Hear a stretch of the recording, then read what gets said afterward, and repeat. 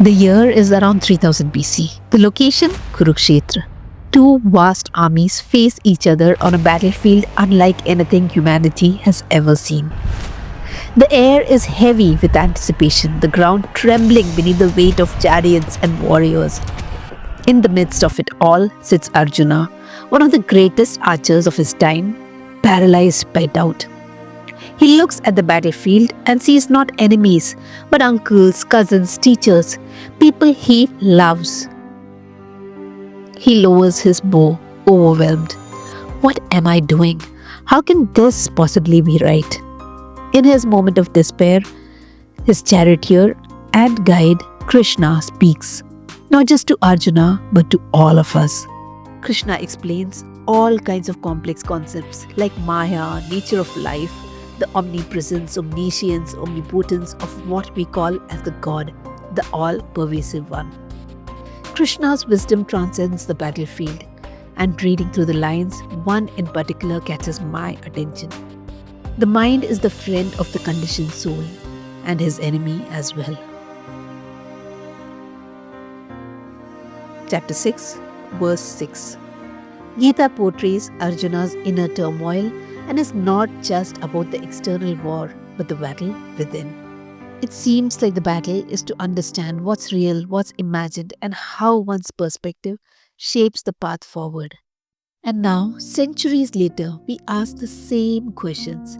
The external battlefield may have changed, but the inner turmoil remains the same. Have you ever wondered what's real? Think about it.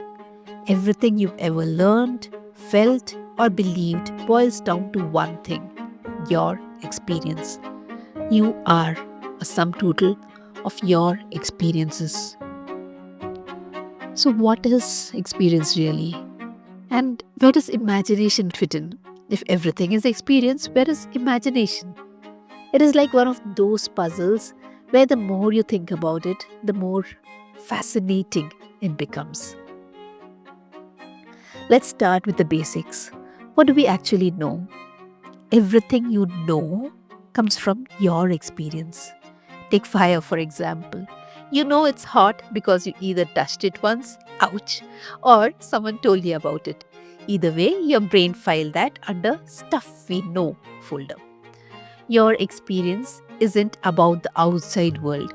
It is also everything that happens inside you. For instance, you know what joy feels like. You've experienced it. You also know what rejection feels like.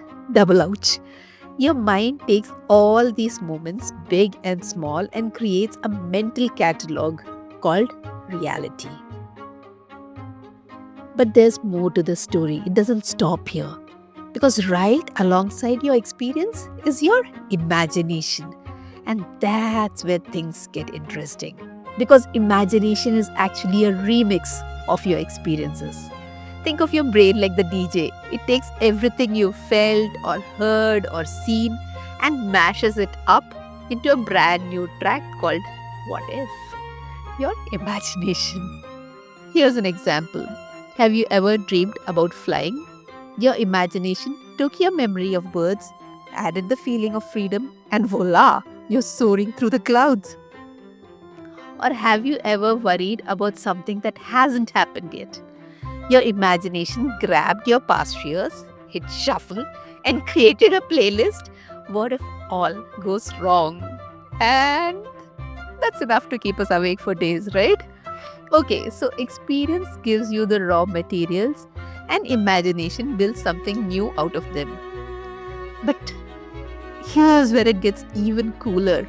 Your imagination doesn't reflect your reality. It can actually shape it. Think of all your experiences like dots on a timeline of your life. Your imagination is the colorful overlay that connects all these dots into patterns, stories, and possibilities. For example, if you always thought of yourself as, I'm bad with money, your imagination might spin future scenarios where you're constantly struggling. But what if you understand this and you imagine yourself as someone who's confident with money? Now your imagination starts building a world where you're saving, investing, and thriving, right? See the difference? Imagination isn't just a passive observer, it is the creative director of your life. So, why does this matter? Why should you care about the connection between experience and imagination? Why? Right? Because the stories you tell yourself, those imaginative remixes of your experiences, are shaping your future right now.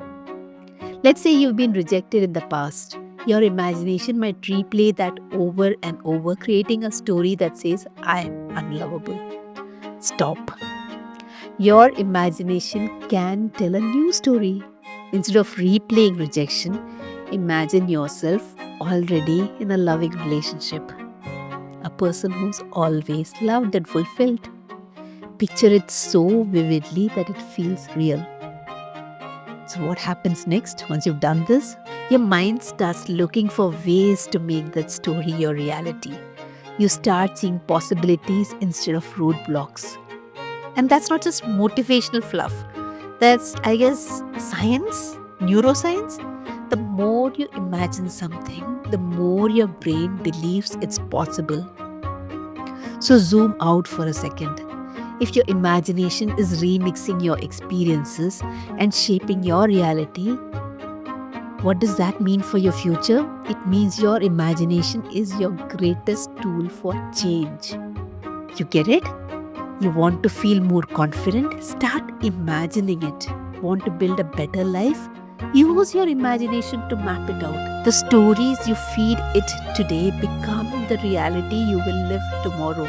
Of course, imagination isn't always helpful. It will have its own ideas. It's like that overthinking friend who wants to always play a track you don't want to listen to. So imagination keeps playing the track of what if I mess up, what if I ruin everything.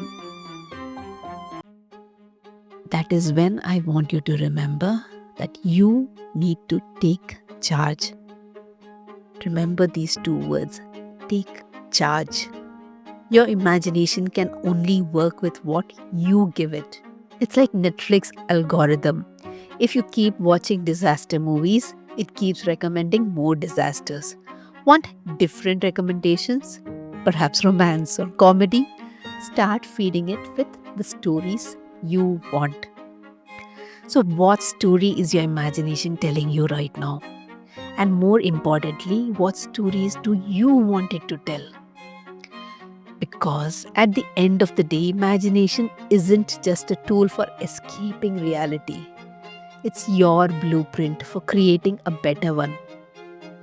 The Bhagavad Gita teaches us that our mind, shaped by experience and directed by imagination, is a tool that creates a reality. Arjuna's doubt wasn't about the war. It was about how his experiences, emotions, and imagination collided, leaving him frozen, unable to take the direction in which he wanted to go. But he could just have imagined things differently, and that would be it, because nothing was really created outside of him, because the entire battlefield was within him. But I guess if he had, we would not have had the Gita. There would not have been any doubts. So we should thank him for that. Everything you know shapes everything you imagine, and everything you imagine shapes what's possible. So go ahead, imagine boldly, dream big, because the life you want starts right here in your mind. Thank you for sharing this space with me. If this resonated with you, visit my site for coaching and more resources. Until next time, bye bye, namaste.